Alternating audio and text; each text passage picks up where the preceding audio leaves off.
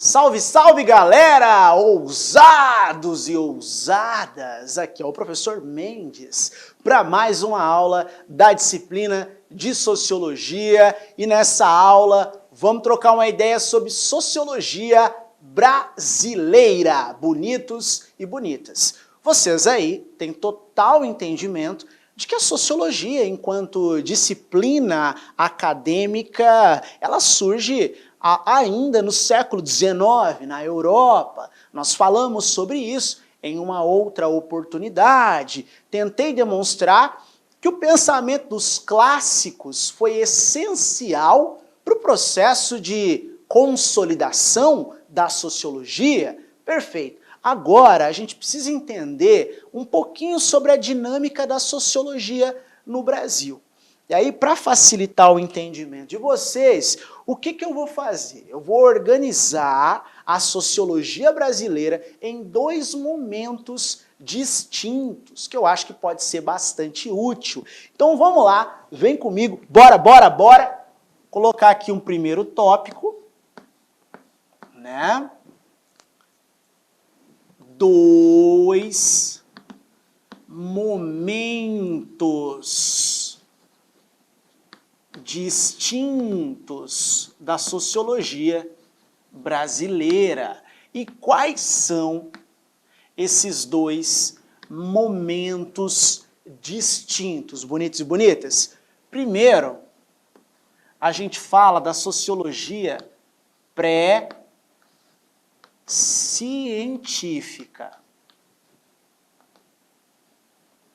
E na sequência, obviamente, a gente fala de uma sociologia científica. Muito bem. O que eu preciso fazer agora com vocês? Eu preciso apresentar as ideias e características gerais dessas duas etapas. Então, bora, vou colocar mais um tópicozinho aqui para vocês, rapidinho. Tópico 2. E nesse tópico 2, eu coloco já as características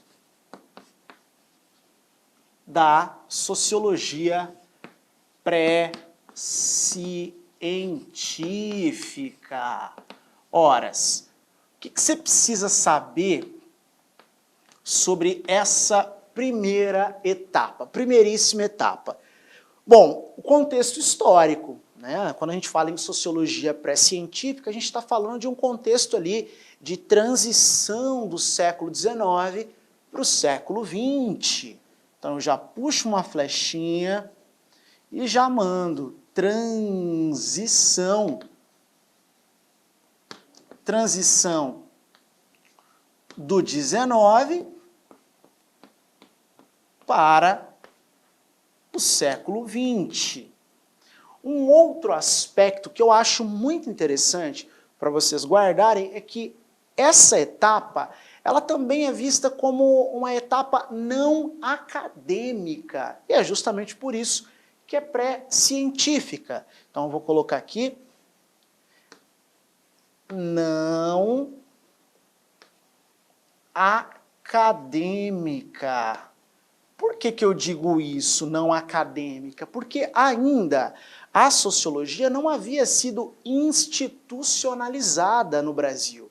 A sociologia ainda não havia recebido respaldo acadêmico, não haviam cursos de sociologia, não haviam sequer universidades. Até porque a primeira universidade do Brasil é de 1910, 1911, e é a Universidade Federal do Paraná, senhoras e senhores. Então, esse é um momento pré-científico, é um momento ainda não acadêmico da sociologia brasileira. E é justamente por isso que os autores desse período, né, eram cronistas, jornalistas, escritores, coloco aqui, ó, cronistas, jornalistas, escritores, senhoras e senhores. Entre esses autores eu posso mencionar alguns nomes para vocês. De repente vocês já ouviram até falar desses personagens. Silvio Romero,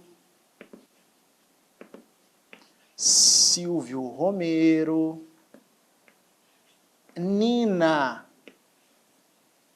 Rodrigues,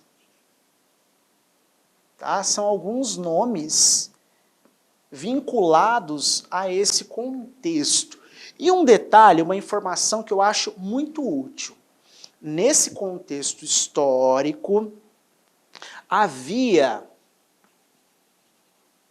uma visão extremamente eugênica acerca do processo de formação do Brasil. Eugênica. Horas, mas como assim uma visão eugênica? Uma visão caracterizada pela ideia do branqueamento da raça. Professor, agora você bugou a minha mente. Você bugou demais. Visão eugênica, branqueamento, é isso mesmo, senhoras e senhores. Nesse contexto de transição do século XIX para o século XX, né, as concepções, né, científicas da época sugeriam que os seres humanos estavam hierarquicamente organizados em raças e que existiam raças inferiores e raças superiores. Eu dou meia chance para você aí adivinhar qual raça era tida como superior nesse contexto histórico. O caucasiano, o branco, o europeu. O branco, o europeu, era visto como um sinônimo de civilização. Bom, uma das explicações para o atraso econômico do Brasil, para a ausência de desenvolvimento do Brasil, era justamente a mestiçagem. Então, autores como Silvio Romero e como Nina Rodrigues sugeriam que a mestiçagem havia sido ruim para o processo de formação do Brasil. Isso mesmo, a mestiçagem degenerou a raça, a mestiçagem enfraqueceu o brasileiro. Então, era preciso branquear o povo brasileiro. É justamente por isso que no final do século XIX, vocês aprendem aí na história sobre a grande imigração europeia. E a grande imigração europeia, ela cumpre esse papel na história do nosso país. Perfeito, senhoras e senhores? Agora eu quero citar, vem comigo, que eu quero citar um personagem, que é um personagem muito importante, né? Que é um cara que você aí, muito provavelmente, já estudou na literatura, que é o Euclides da Cunha. Euclides da Cunha, senhoras e senhores, o engenheiro repórter.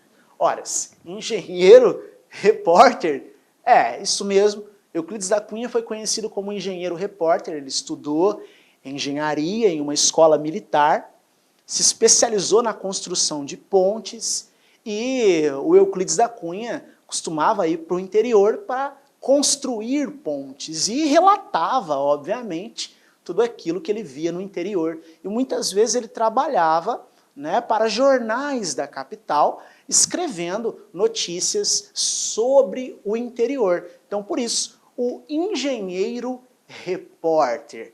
Euclides da Cunha escreve uma obra clássica para a literatura e para a história do pensamento sociológico brasileiro, que é Os Sertões. A obra Os Sertões, né, nasce a partir do trabalho do Euclides como correspondente de guerra.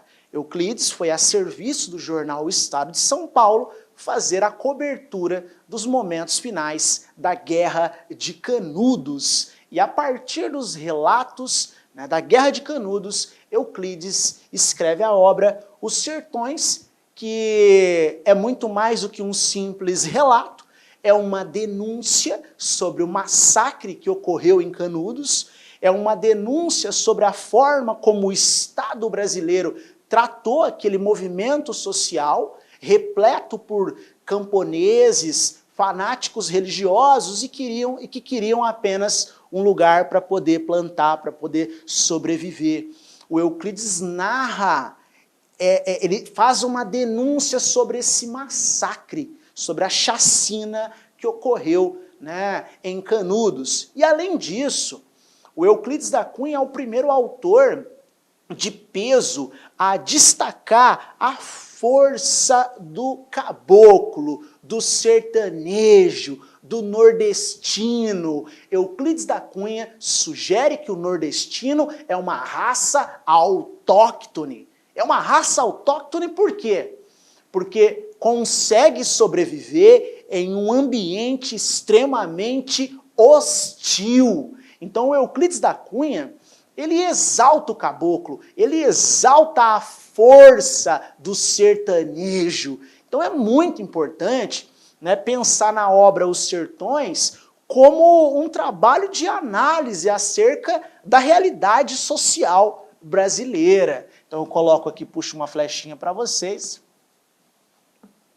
Exalta a força do sertanejo. Opa! Sertanejo. Muito bem, senhoras e senhores. Agora, vamos para a próxima etapa. Vamos falar um pouquinho da sociologia científica. Coloco aqui um tópico 3 para a gente poder discutir. E nesse tópico 3 eu já mando características, barrinha, sociologia científica. Opa, científica. Bonitos e bonitas. Se a sociologia pré-científica é um momento não acadêmico, onde a sociologia ainda não se institucionalizou, é evidente que esse momento é, obviamente, um período ou momento acadêmico, caracterizado pela institucionalização da sociologia. É quando a sociologia passa a ter notoriedade acadêmica, reconhecimento acadêmico, quando os cursos de sociologia chegam às escolas, às universidades, perfeito, senhoras e senhores? E esse momento acadêmico de institucionalização ocorre a partir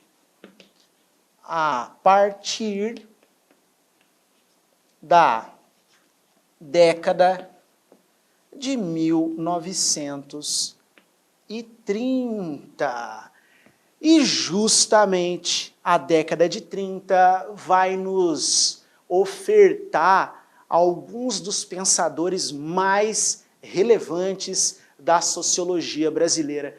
Dentro desse período já de institucionalização, de maior notoriedade, eu cito para vocês, vem comigo, eu cito a chamada geração de 1930.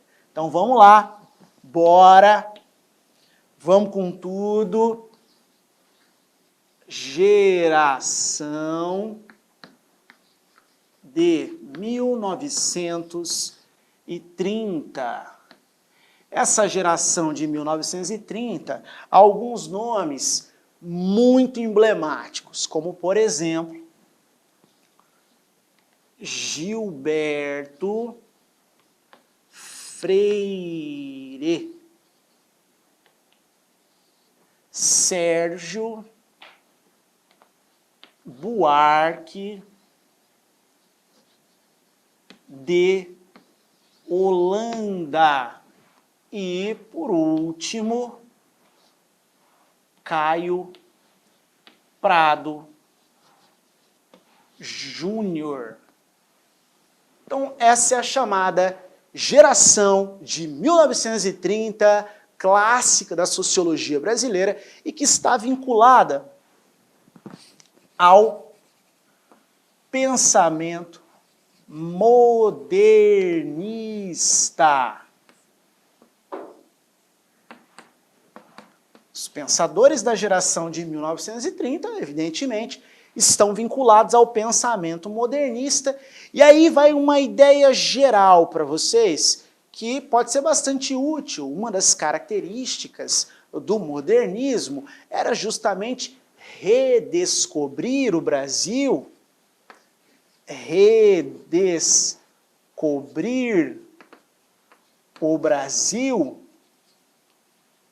ou seja, apresentar um Brasil completamente diferente daquele que havia sido apresentado até então, senhoras e senhores. Então, bora, vem comigo, vamos com tudo, para a gente poder fechar aqui sobre as ideias desses clássicos da sociologia brasileira, né? Vamos começar falando aqui do professor Gilberto Freire, que é um ponto forte aí para sua prova. Acho que é um sujeito interessante para você guardar. Então vamos colocar aqui, primeiramente, Gilberto Freire. Ora, senhoras e senhores, o que é interessante o aluno saber sobre o Gilberto Freire? Gilberto Freire, que escreveu uma obra clássica, foi publicada inicialmente no ano de 1933, chamada Casa Grande e Senzala. Senzala. Foi publicado inicialmente em 1933. Gilberto Freire, né, foi influenciado pela antropologia cultural de Franz Boas. Aliás, Franz Boas foi uma figura decisiva, né, na construção do pensamento do Gilberto Freire. Vou colocar aqui, antropologia cultural. A ideia da exaltação da diversidade étnica e cultural, o entendimento de que não existem culturas ou raças superiores e inferiores. Portanto, aqui nós temos uma ruptura. Ruptura com o quê? Com a visão eugênica. Lembra da visão eugênica que eu falei para vocês? A ideia de que a mestiçagem era ruim, de que a mestiçagem enfraqueceu o povo brasileiro, degenerou a raça. Pois é, Gilberto Freire, ele rompe com essa visão eugênica acerca da história do Brasil e tenta demonstrar em sua obra uma exaltação da mestiçagem, ou, se você preferir, da miscigenação, perfeito? O Gilberto Freire tenta demonstrar que o Brasil é um caldeirão de misturas, diversos elementos étnicos foram fundamentais para o processo de formação do Brasil, e que um não foi melhor que o outro, mas que vários elementos são formadores da nossa nacionalidade. Inclusive, um conceito central da obra do Gilberto Freire é esse aqui, ó. Democracia, racial. Horas, o que é a democracia racial para o Gilberto Freire?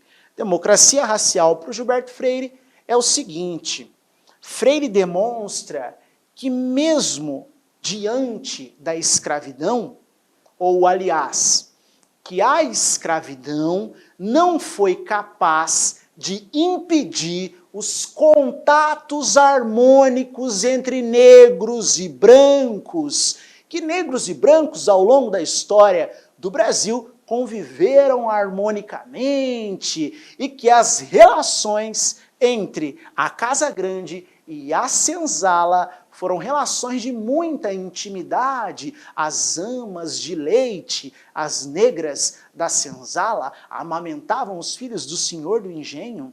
O senhor do engenho tinha filhos como as negras da senzala, os mulatinhos, e que essa relação harmônica, afetiva entre negros e brancos possibilitou uma intensa miscigenação. Perfeito, senhoras e senhores? Então essa é a noção democracia racial apresentada pelo Freire e que já vou mandando para vocês a braba.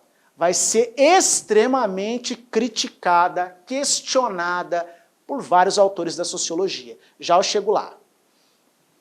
Vamos para o próximo agora. O nosso segundo clássico é o Sérgio Buarque de Holanda. Professor Sérgio Buarque de Holanda, que é o pai do Chico Buarque de Holanda, que escreveu uma obra clássica que foi publicada inicialmente em 1936, chamada Raízes do Brasil. A obra Raízes do Brasil, publicada em 1936, como o próprio nome sugere, tem como fundamento encontrar as raízes formadoras do Brasil. Era preciso encontrar um Brasil diferente, mostrar um Brasil novo, né? Mas para isso é preciso voltar para a colônia. Para entender o Brasil dos anos 30, é preciso voltar para a colônia, é preciso entender as nuances do nosso processo de formação. Já vou sugerindo aqui para vocês um ponto importante. O Sérgio Buarque estudou na Alemanha e foi influenciado pela sociologia weberiana. Ou seja, a sociologia compreensiva do Max Weber. O principal conceito da obra do Sérgio Buarque é esse aqui: homem cordial.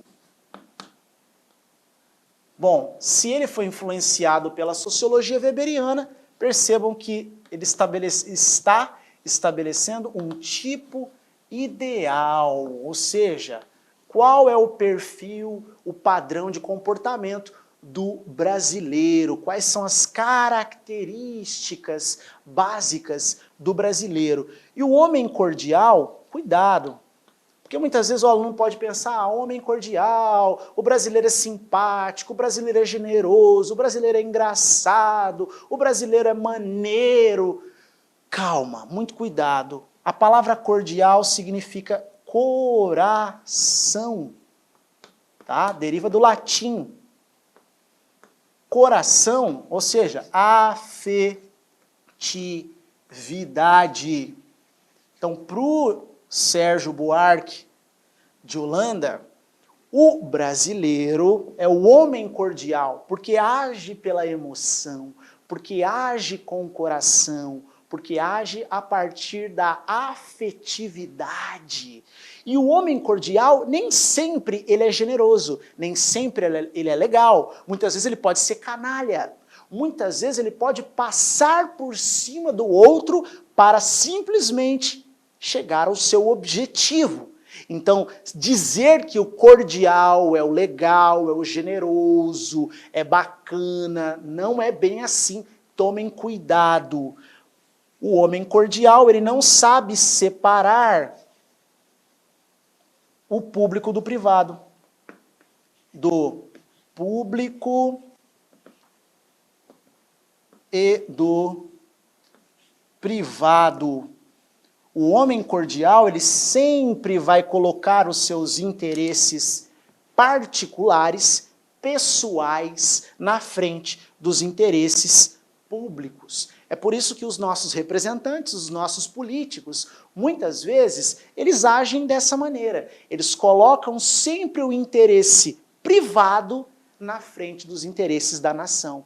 Eles colocam sempre o interesse do seu grupo pessoal, o interesse da sua família, das pessoas que são próximas a ele, em detrimento do interesse público. Então percebam que o homem cordial é aquele que sempre tenta dar um jeitinho aqui, um jeitinho ali, ele fura uma fila, ele estaciona o carro na vaga para cadeirante, ele trava o trânsito achando que ele é o único que está com pressa. Por quê? Porque ele sempre quer tirar proveito de determinadas situações, óbvio, porque ele não sabe separar público e privado. Perfeito, senhoras e senhores? Vamos ao nosso último clássico da sociologia brasileira, da geração de 30, que é o Caio Prado. O Caio Prado Júnior, pessoal, ele escreve uma obra chamada A Formação do Brasil Contemporâneo. Formação do Brasil Contemporâneo. E essa obra, senhoras e senhores, ela foi publicada pela primeira vez no ano de 1942. É importante que o aluno entenda que o Caio Prado faz uma análise economicista acerca da história do Brasil. Ora, Caio Prado tenta responder uma questão do seu tempo. Por que o Brasil ainda não se integrou ao capitalismo mundial? Porque o Brasil é um país atrasado economicamente. Para responder essa questão, Caio Prado precisou retornar para a colônia. É preciso voltar para a colônia para compreender as nuances do nosso processo de formação. Por isso ele lança a seguinte questão: qual é o sentido, ou qual foi o sentido da nossa colonização? O sentido da colonização foi a exploração. Então, como que o Brasil vai se desenvolver se o objetivo da colônia é atender às necessidades da sua metrópole? O Brasil é um país atrasado economicamente, justamente porque ao longo da sua trajetória priorizou atender às necessidades da metrópole. O Brasil foi uma colônia de exploração. Para fechar, eu cito aqui um cara chamado Florestan Fernandes. Florestan Fernandes é um clássico vinculado à Escola Paulista de Sociologia e que vai escrever uma obra sobre a integração do negro na sociedade de classes. A integração do negro na sociedade de classes. Aqui, alunos, eu quero que vocês percebam que ele está fazendo uma crítica às ideias do Freire. Porque ele vai dizer, nunca existiu democracia racial no Brasil. Democracia racial é inexistente, a democracia racial é um mito. A nossa história não foi marcada pela harmonia entre negros e brancos. Muito pelo contrário, a história entre negros e brancos foi marcada pela exploração. A mestiçagem se deu mediante ao estupro das mulheres negras, senhoras e senhores. Então aqui nós temos uma crítica contundente à visão de democracia racial apresentada pelo Freire. Muitíssimo obrigado, espero que vocês tenham gostado. Tamo junto e até a próxima.